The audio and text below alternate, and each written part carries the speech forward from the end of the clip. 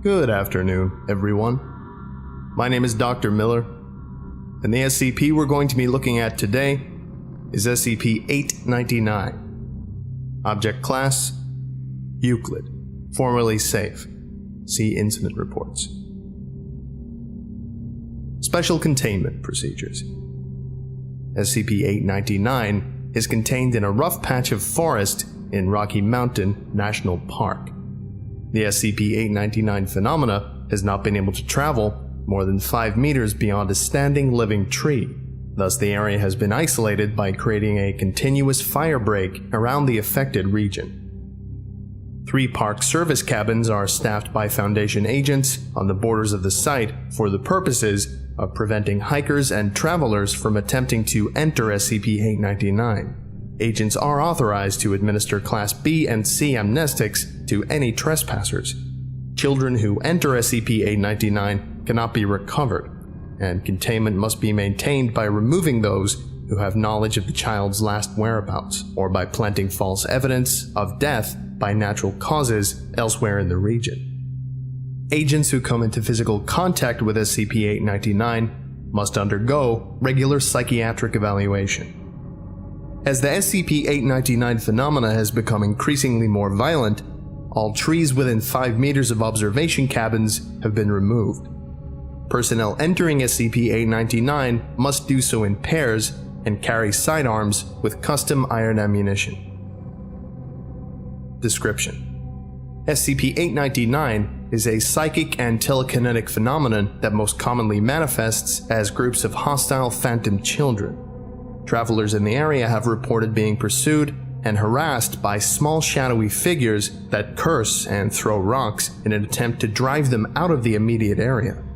The figures tend to be featureless, and it is usually difficult to determine if they possess any gender or even individual voices and behaviors. Failure to leave the area will result in an increase of aggressive behavior, culminating in a direct physical attack by the entities. An adult who comes into physical contact with one of the entities will suffer the loss of all detailed memories prior to the onset of puberty. General knowledge of family members and living conditions will remain, but persons who have been affected by this memory loss often display a significant change in personality. The most common symptoms are loss of impulsiveness and curiosity, and negative responses to attempts at humor. Affected persons also tend to become highly impatient with children, regardless of their prior behavior. Pre-adolescent children who come into contact with the entities will physically disappear, after which some or all of the entities may take on parts of the lost children's appearance. No attempt to communicate or find the whereabouts of a child lost in this way have been successful. Adolescents who have not fully matured past puberty are... Although more detailed manifestations have been encountered within the area, no attempts to communicate with the entities within SCP-899 have resulted in anything but attacks on Foundation personnel. Items made of iron or are useful in warding off direct contact with the entities.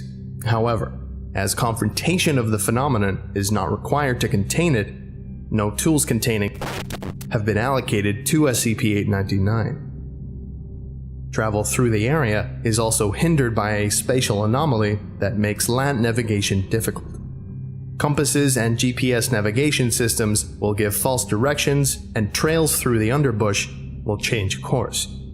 Although there are occasional sounds of wildlife within the affected area, no wild animals or tracks have been observed within the range of SCP-899's effect. Animals brought into the site are also subject to attacks by the entities, although they will not attempt to make physical contact. Experiment 899-1. Conducted March 23rd to May 15th, 2009, SCP-573 was transferred to SCP-899 to test its effect on the childlike manifestations.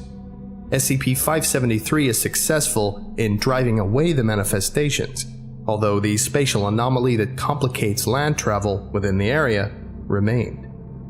Due to the harmful effects of prolonged exposure, SCP-573 was returned to containment at the conclusion of the experiment. SCP-573 should be contained here with SCP-899, as they can effectively be used to cancel each other out. There are no children or animals to be exposed to SCP-573 inside this place. Please reconsider and return 573 to my care. Agent. Incident Report 899-25. June 10th, 2009. A new manifestation has been encountered in SCP-899. The entity took the appearance of an adolescent male covered in bloody wounds. Rather than the normal interaction, it immediately attacked Dr. resulting in severe lacerations and distinct bite marks on the arm, neck, and upper thigh. Dr. is undergoing treatment and quarantine. Incident Report 899-26. On June 13th, 2009, Dr. is released from quarantine with no permanent damage beyond scarring. Dr.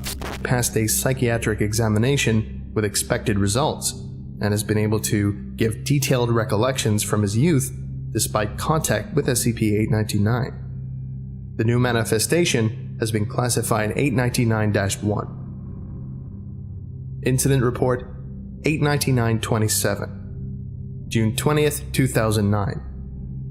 SCP-899-1 manifestations have been increasing in number and have been observed in direct conflict with other manifestations of SCP-899.